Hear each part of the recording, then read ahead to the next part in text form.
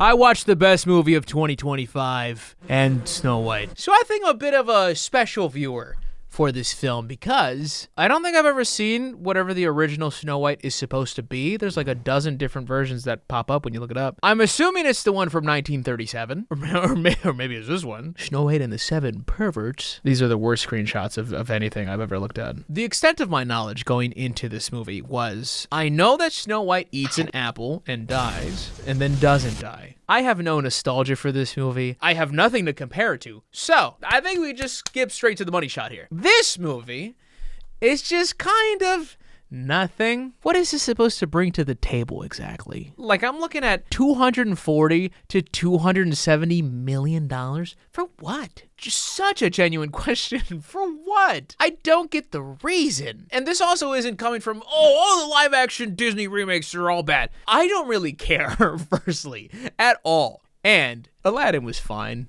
Hot Topics, the dwarves. Are they disgusting? Would you want them to be sexy? You weirdo. I honestly don't think they're the worst thing ever. They're not like an asylum of uncanny valley shadow monsters. They're just kind of ugly, which, you know, what a crime. Look in the mirror, hotshot. But yes, the grumpy one looks like the Jeff Dunham puppet. He should sue. Just to prove to you that I don't know Snow White. I love Shrek, right? Great movie. Pick number 3, my lord. You know what I'm saying? He's holding a 2 up because he's dumb. While watching the movie, I saw Buddy appear and I realized, oh, that's where the magic mirror is from. Yeah, I would have lost that layup of a trivia question. I'm not going to walk you through this movie. It's Snow White, which is very rich coming from me after what I just told you, but you should know. You had a childhood, right?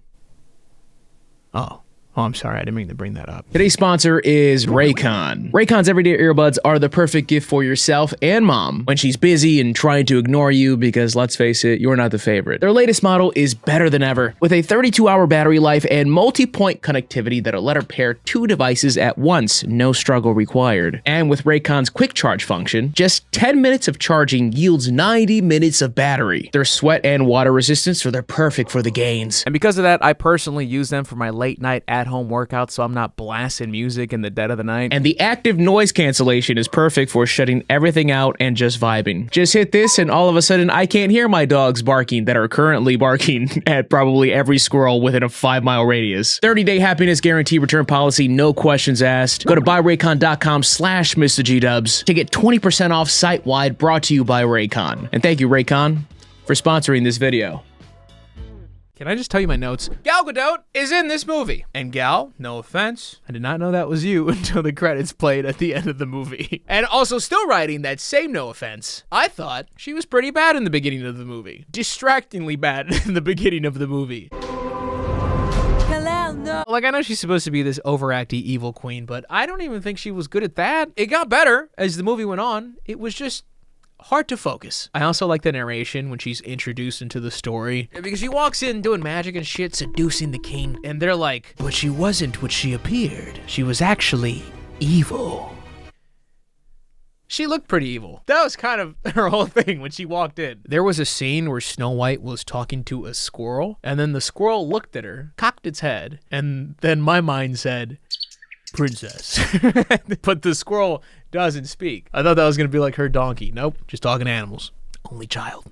It happens. So the queen sends one of her henchmen to take Snow White to pick some apples in the woods and then kill her. And it's a scene like this for me that really drives home a lack of something. Lazy writing, bad directing, poor acting. Throw a dart. Like, we obviously know she's not going to die, but why isn't there like a genuine attempt at any type of tension here? He pulls the knife on her and she hardly reacts. It seems like they didn't even get like the timing right.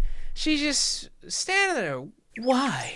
I think I did a better job than her just now, but he doesn't do it because he's like, oh, she offered me an apple like 35 seconds ago. You're so generous. How could I kill such a generous being? And she slowly starts running away to the woods as he stands there goofily. He's like, go before I change my mind. As if the knife's fucking controlling him. And don't give me that, oh, it's supposed to be corny. No. There's a difference between corny and bad, bucko. And you know what? Sometimes I think, well, maybe they can't sauce that scene up because it'll scare the kids if it's actually pretty convincing. But then I stopped drinking copious amounts of alcohol. And remember, Disney characters die all the fucking time. We always lean into the threat of death. Like Anna was trapped, slowly freezing into a corpse. Everybody in Coco's fucking dead. Flynn gets mauled by a dagger. Bing bong harakiri'd. It's a thing. The kids love it. Once again, I'm an idiot, and I'm not even trying to be funny. Snow White found the house in the woods, and my daughter leaned over, and she was like, I wonder whose house is that? And I was like, yeah, I don't know, baby. And then she paused and said, the dwarves live there.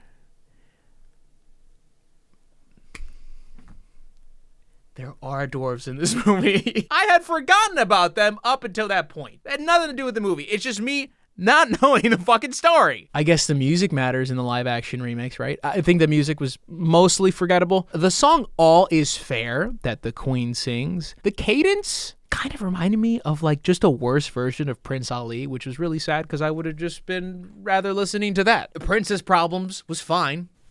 Waiting on a Wish isn't my thing, but it was during this performance specifically when I was like, oh, this person is trying where they're giving her the opportunity to try, Rachel Zegler. Like, she wasn't just asleep at the wheel the whole movie. Also, on the note of music, you can imagine my surprise, since I don't know the songs, when Snow White turned towards the dwarves and said, whistle while you work. I thought the Yin Yang Twins were just visionaries. Why would they do that to a Snow White song? How could they defile such a sacred property? Ignoring the earlier movie parody that I mentioned. I think at the end of the movie, I've forgotten at this point, genuinely. Like, I have notes written down. They're very sparse. I think they, like, knock a dagger out of the Queen's hands, and then everyone celebrates. It's like, day's saved. She can't hurt us anymore. Doesn't she know magic? Can't she? No? It doesn't matter. But this movie's boring. That's it. And apparently, a bunch of other people hate this movie for different reasons than I. Many of them cringe. Like, I just watched 2007's The Secret of the Magic Gourd, a movie that I only put on because I thought it looked funny bad. And after finishing it, the movie's poop shit, absolute poop shit, but it like still had a soul. It tried to demand my attention. I don't know, man, they just missed the mark with this one. So much money to just kind of just be like, I wish we could hurry this up. But I'm sure that my next watch in theaters will be better. I watched a Minecraft movie.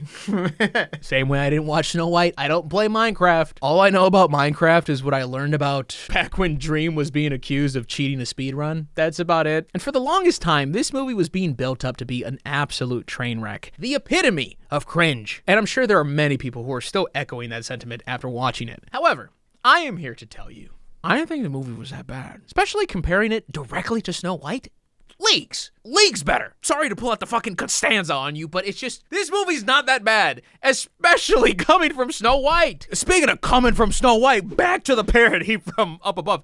This movie is what you think it is, right? I think the cast does it a ton of favors. I actually really like Jason Momoa in this movie, as stupid as his character is. Jack Black delivers as Jack Black usually does. The two main kids are, they're important to the story on paper, but I'm kind of glad the movie also somewhat treated them as an afterthought, because the other characters are just so much better for this movie. The movie got some genuine chuckles out of me. However, only half the movie experience was happening on screen. I was in a packed theater with other parents and mostly kids, and I hadn't followed the trailers up until this point. Like, I'd seen a stray clip or two, but nothing registered, right? And my first taste of the audience being very involved in the film was this teenager to my right, because he quoted one of the first lines of the movie bar for bar with impeccable timing. And I thought, how many times have you fucking watched this already? Then, Jack Black eventually said the line, Flint and Steel, and the audience erupted into applause. Absolute cinema. And my first reaction to that was, all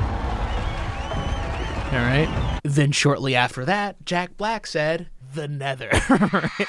And claps, boom, from every angle of the theater. And it was kind of funny that time. And to be honest, after they did it for the I am Steve line, I am Steve. Well, I realized this was definitely going to be a thing for the rest of the movie, but it legitimately added to my viewing experience. All these little shitters knew the trailer lines and would time them perfectly and then clap, he said a Minecraft thing. that's kind of funny. But it was also nice because everybody did shut up when they needed to shut up. Nobody stopped me from enjoying the movie. Maybe the guy to the right, because homie sounded like he knew a little bit more than just the trailer lines. I think I heard him shuffling through a screenplay. And granted, I got there a little late, so I was pushed near the front. I wasn't directly by the majority of kids that were clapping and reciting lines. So maybe I would have had a worse time if I was like directly in the pit, just hearing them like murmur about the references throughout the movie. But honestly, it was kind of a treat, especially when I wasn't expecting that. I only had started seeing the memes once I got back home. So going into it, I was just expecting loud children, but instead I got men on a mission. And mission succeeded. Maybe I was just looking for anything to be better than what I had watched. But my opinion, Minecraft boom, Snow White doom. Thank you for watching. Gamer subs code Mr. GG 10% off. Subscribe, and as always, I am Mr. GG and I am out.